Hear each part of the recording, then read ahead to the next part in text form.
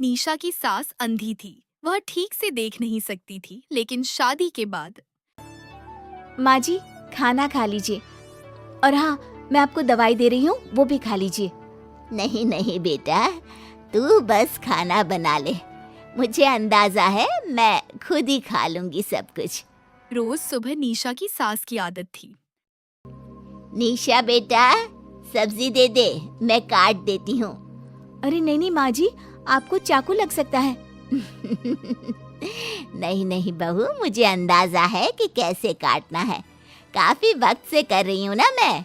वैसे भी डॉक्टर ने कहा है कि थोड़ा बहुत काम करना जरूरी होता है। माँ जी, डॉक्टर ने कहा है तो दे देती हूँ आपको, लेकिन मेरा मन नहीं मान रहा। अरे बहू, काम नहीं करूँगी तो कैसे चलेगा? बिल्कुल ही अपाहिज हो जाऊंगी। निशा अपनी सास को जो काम बोलती वह काम करने दे देती थी। एक दिन निशा की सहेली का फोन आता है। सास सुन रही होती है कि वह किसी से बात कर रही है। क्या हो गया रमा? हमेशा परेशान से ही क्यों रहती हो? आ जाओ ना कभी मेरे घर पर। अरे नहीं रे, तुझे परेशान नहीं करना चाहती हूँ। मैं जानती हूँ तेरी सास अंधी है। अरे कैसे मैनेज करती होगी तू अकेले? मेरे घर में मेरी सास कोई काम नहीं करती। मैंने तो इनको साफ कह दिया है कि काम करेंगी तो ठीक है, नहीं तो इन्हें वृद्धाश्रम छोड़ आऊंगी। निशा की सास सहेली की बात सुनकर डर जाती है। वह बिना निशा का जवाब सुने वहां से चली जाती है। सास के जाने के बाद निशा कहती है, अरे नहीं नहीं, मेरी सास तो पूरा काम करती है। वो सब्जी काट देती है तो मैं छोंक देती हूँ, वो आटा गूंथ देती है तो मैं रोटी बना देती हूँ। अरे माँ जी तो झाड़ू भी इतना अच्छा लगाती है कि किसी को लगे ही नहीं कि किसी अंधे इंसान ने झाड़ू लगाया होगा। तू तो किस्मत वाली है। अरे मेरी सास के तो सारे अंग ठीक होने के बाद भी मगरमच्छ की तरह पसरी रहती है, सारा दिन सारी रात। अरे पता नहीं बुढ़िया को इतनी नींद आती भी कैसे है। खैर वक्त बीतता है और एक दिन निशा मोहल्ले में पति के साथ जा रही होती है कि तभी सास की सहेली मिल जाती है। अरे आंटी कैसी हैं आप? कहाँ जा रही हैं? तुम लोगों के घर ही जा रही हूँ बेटा। तेरी माँ ने बुलाया है, कह रही थी बहुत जरूरी काम है। वैसे तुम लोग कहाँ जा रहे हो? हम मेरे मायके जा रहे हैं। अच्छा, आप मम्मी जी के पास रहेंगी तो हम लोगों को कोई चिंता भी नहीं होगी। बेटा बहू चले जाते हैं। सहेली जैसे ही निशा के घर में घुसती है, उसकी सास कहती है, आ गई रीना। जब से अंधी हो गई हूँ तू तो आती ही नहीं घर।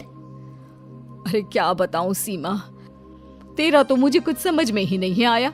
अरे जैसे ही बेटी की शादी हुई उधर तू अंधी हो गई। कैसे, मतलब समझ में नहीं आया। सास जोर जोर से हंसने लगती है। अरे पागल हो गई है क्या? किसी अच्छे डॉक्टर को दिखाना, ठीक हो जाएगी। मन नहीं करता क्या दुनिया देखने का? कल को पोता पोती होंगे, उन्हें कौन खिलाएगा? तेरी भी तो बहू आई है, तेरे भी तो बेटे को बच्चा हुआ, कितना खिला लिया तूने। अरे हमारी तो किस्मत ही फूटी थी। लड़की की पहले दिन से ही डिमांड थी कि सास ससुर के साथ नहीं रहना, चाहे जो हो जाए। अब बोल क्या करती मैं। फिर क्या कर लिया तूने?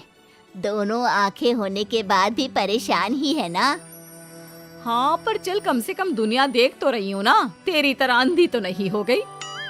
निशा की सास शांत हो जाती है। उनकी आंखों से आंसू गिरने लगते हैं। अरे अरे रो मत, क्यों रो रही है? वैसे भी दुनिया में ऐसा कुछ नहीं है कि जो देखा जाए। चालाक बहुएं और ऊपर से वो बेटे जिन्हें बचपन से सीने से चिपका कर पाला, वो भी बीवियों के कहने पर माँ से लड़ पड़ते हैं। तेरी गुलाबी रंग की साड़ी बहुत अच्छी लग रही है, और ये जो चश्मे का फ्रेम है ना, जच रहा है तुझ पर। सहेली शांत हो जाती है। मतलब तू अंधी नहीं है, तू देख सकती है। हाँ, तू मेरी सबसे खास सहेली है, इसलिए बता रही हूँ।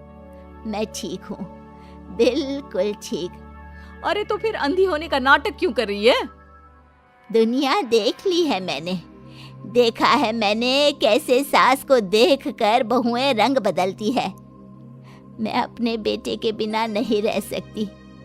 पति का साया तो पहले ही उठ गया, बेटे को बहू ले गई तो क्या करूँगी, सारा काम कर देती हूँ, वो इसी में खुश है। सहेली निशा की सास को गले लगा लेती है। लेकिन झूठ बोलकर कब तक? अरे कब तक ऐसे रहेगी? थोड़ी ही देर में बाहर से बेटा बहू के आने की आवाज आती है। बस चुप कर, जो मैं कर रही हूँ बस साथ दे मेरा, नहीं तो। बहू घर में आती है। सामने 2 कप में चाय, शादी की एल्बम और कुछ खाने पीने का सामान रखा होता है। माँ जी, कुछ खाया आपने? खाना क्या है बहू, बस चाय पी है। सब्जी दे दे, मैं काट देती हूँ, रात के खाने की तैयारी हो जाएगी। अरे नहीं माँ जी, मैं खाना बना लूंगी, आप आंटी के साथ बैठिए ना। बहू सारा खाना बनाकर सास को आवाज देती है और सभी बैठकर खाना खाते हैं। माँ जी, ये लीजिए, कटहल खा लीजिए। ये कह रहे थे कि आपको बहुत पसंद है। हाँ हाँ, ला दे। बहू सास को रोटी का डिब्बा पकड़ाती है, लेकिन सास उसे नहीं पकड़ती। वो कटहल देना बहू। बहू सास को जल्दी से कटहल दे देती है। अगले रोज फिर सास झाड़ू लगा रही होती है कि तभी बहू कहती है, माँ जी, आप ठीक से झाड़ू नहीं लगा रही, पीछे देखिए कितना सारा कचरा फैला हुआ है, लाइए मैं लगा देती हूँ। सास डर जाती है और पीछे देखती है। कहाँ बहू, अरे कहीं तो नहीं है कचरा, देख। नहीं माँ जी, आप देख नहीं सकती ना, इसलिए आपको नहीं दिखा। बहू सास से झाड़ू लेकर सारे घर में झाड़ू लगा देती है। सास अब जो भी काम करने जाती, बहू उससे छीन लेती। क्या बात है बहू, आजकल तुम मुझे कोई काम क्यों नहीं करने देती? माँ जी, काम ही क्या है, हम 3 लोगों के लिए खाना और 2 कमरे की घर की सफाई, ये तो मैं आसानी से कर सकती हूँ। सास को समझ में नहीं आता कि बहू आखिर ऐसा क्यों कर रही है। वह कुछ दिनों तक सब देखती है और फिर एक दिन बहू की सहेली आती है। अरे रमा, क्या बात है, कैसे आना हुआ? बैठ, मैं चाय लाती हूँ। अरे नहीं नहीं निशा, तू सहेली से बात कर, मैं ले आती हूँ चाय। वाह, क्या बात है, तेरी सास को आंख से दिख भी नहीं रहा, लेकिन चाय बनाने को तैयार। और एक मेरी वाली है, हाथ पैर हिलाने के भी पैसे लेती है।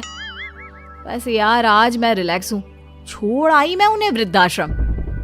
सास डर जाती है और अंदर से चाय बनाकर ले आती है, लेकिन डर के मारे सास के हाथ से चाय की ट्रे गिर जाती है। अरे कुछ काम होता नहीं है तो करती क्यों है बुढ़िया, एहसान दिखाने के लिए? अरे मैं तो कहती हूँ तू भी इस अंधी को वहीं छोड़ा। नहीं नहीं निशा बहू, मुझे माफ कर दे, गलती से ट्रे गिर गई, मैं सारा काम करूँगी, बस मुझे मेरे बेटे से अलग ना कर, मैं नहीं रह पाऊंगी उसे देखे बिना। बस माँ, यही सुनना था। आप देख सकती हैं, फिर भी डर के मारे जो नाटक आपने अंधी होने का खेला, मैं उसे खत्म करना चाहती थी। माँ जी, आप घर की बड़ी हैं, मेरे पति की माँ है, मेरे लिए आपकी जगह भगवान से कम नहीं। आप अंधी नहीं भी होंगी तो भी मैं कभी भी आपको खुद से दूर नहीं करूंगी। माँ जी, मेरा विश्वास रखिए। फिर निशा सहेली को देखती है। अच्छा होगा रमा कि तुम मेरे घर से चली जाए, क्योंकि मेरे घर में ऐसे लोगों के लिए कोई जगह नहीं है जो बड़ों की इज्जत नहीं करते। सास चैन की सांस लेती है। जीती रहे बहू, जीती रहे।